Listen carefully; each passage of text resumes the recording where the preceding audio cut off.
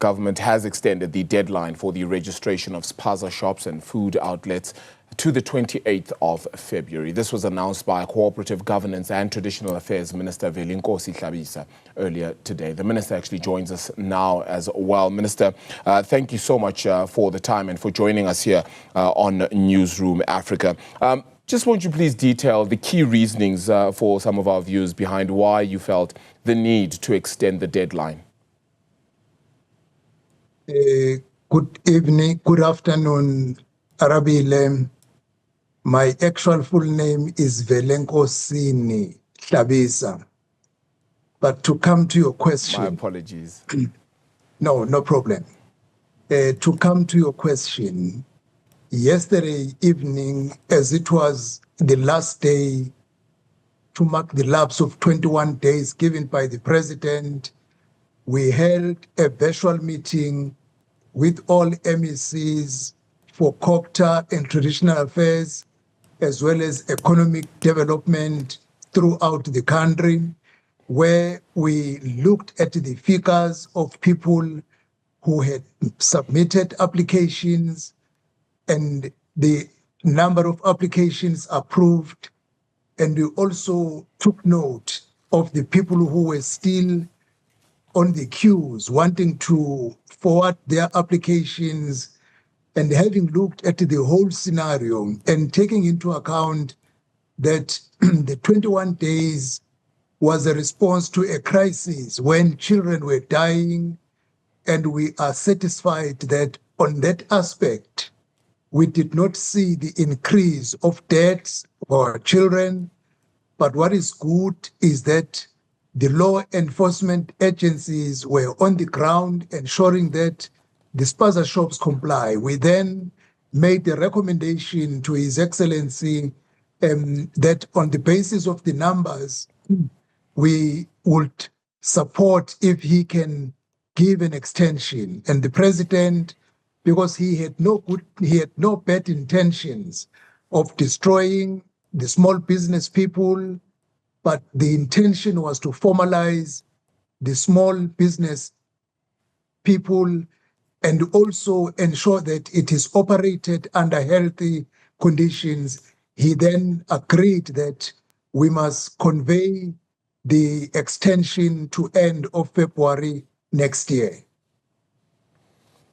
In doing so, I mean, do you believe that that time period is sufficient to register the number and the volume of spaza shops that are still around in South Africa as well, and to cover the full extent of those that currently aren't registered? Is that a full amount? And I only ask that because just last week I was speaking to one of the informal settlement leaders as well, informal traders leaders, should I say, who was really making note that perhaps a 12-month period might be sufficient, considering how long these people have been having these spaza shops, for example, and some of the documentation may be difficult to attain.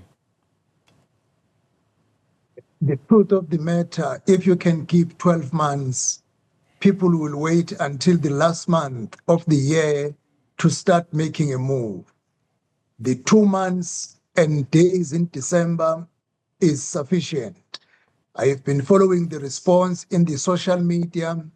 This is warmly welcome, and people say it's enough time because those that have applied and been approved and are now registered, some of them will tell you that they needed only 2 hours or 3 hours to get the process finalized. So now, what we are encouraging our people to do is that as early as today, I was glad that people, after the extension, they went to municipalities tomorrow up until the last day. But we want to encourage them.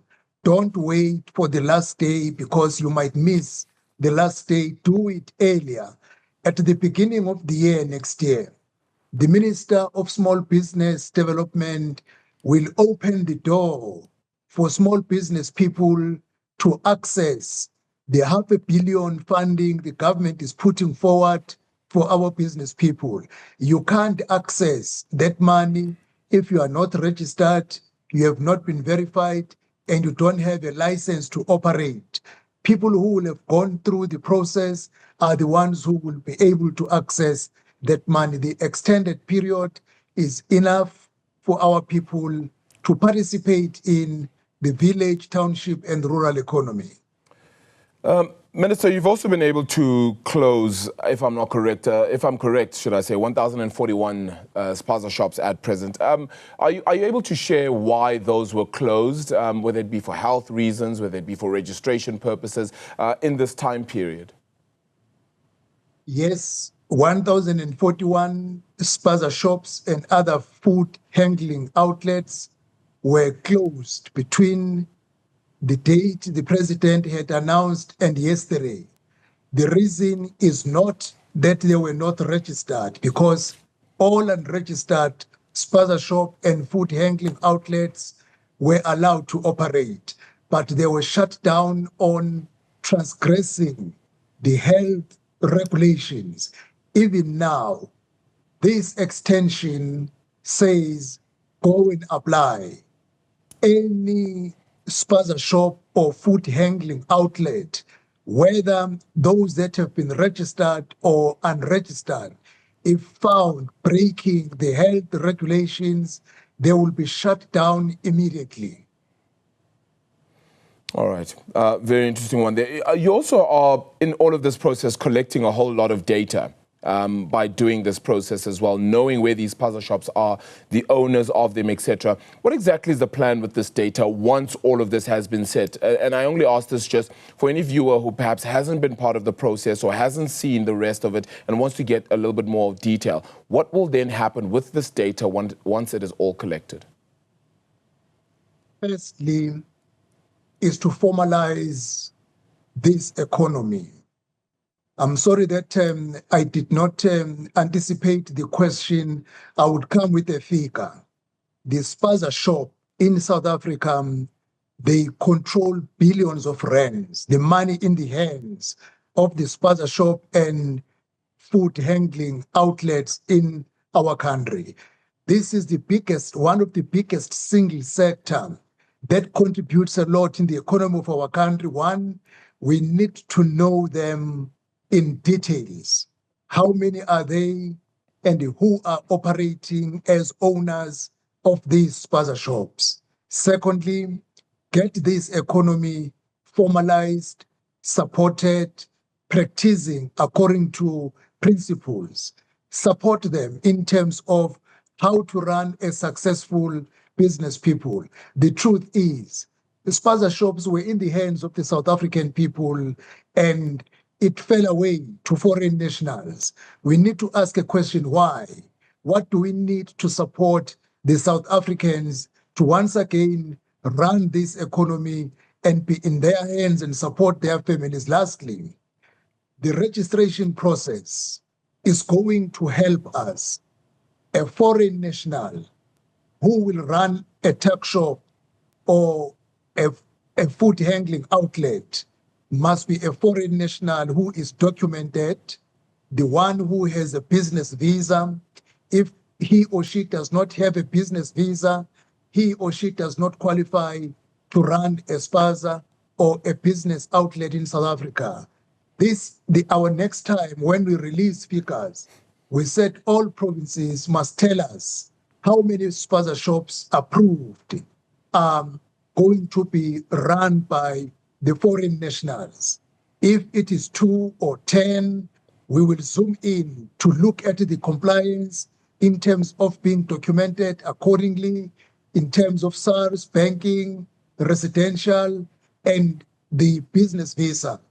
If the answer would be 0 or none foreign national approved, there shall be no business in terms of spaza shop or food handling outlet will be run by a foreign national. Lastly, we want to caution South Africans not to be used as fronting to register and then let the business run by a foreign national, because that is a crime. Say that again. They will be arrested if you assist an undocumented person in South Africa. You are committing a crime.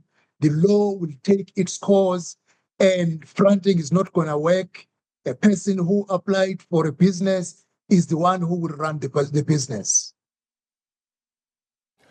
Minister, 15 healthcare experts then appointed to the Ministerial Advisory Committee to develop prevention measures to curb foodborne incidents.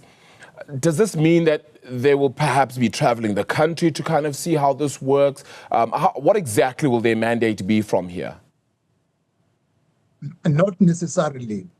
The people who will be traveling throughout the country are 520 health practitioners that will be appointed, which is 10 per district, as we have 52 districts. These health experts, during COVID-19, you will remember, there was a team of experts that was starting the challenge, the disease that was affecting our people. The 15 experts now will be helping the Minister of Health in terms of what else should South Africa do to ensure that we do not land ourselves into a similar scenario where we have a food hazard done by the environment like the one that we're coming from, and also how to ensure that we keep South Africa healthy in all spaza shop and food handling outlets in the informal sector. They will come up with proposals to advise the government and also to trace how these poisonous chemicals came to our country, although that will be done at most by the Department of Agriculture and Home Affairs in terms of observing closely in our ports. But these experts will become a support mechanism to the Department of Health. Secondly, once spaza shops have been registered, Sure, there will be a prescription, what to sell, what not to sell. These experts will play a role in that angle. very interesting. Bab Velinkosini, I think one thing is for sure, this story is not going to end on the 28th of February. There certainly will be a whole lot further discussion around it, and we hope to have you on board as well to continue that discussion and see what the latest is as well. Have a wonderful festive season as well. That is the Cooperative Governance and Traditional Affairs Minister, Velinkosini Hlabisa.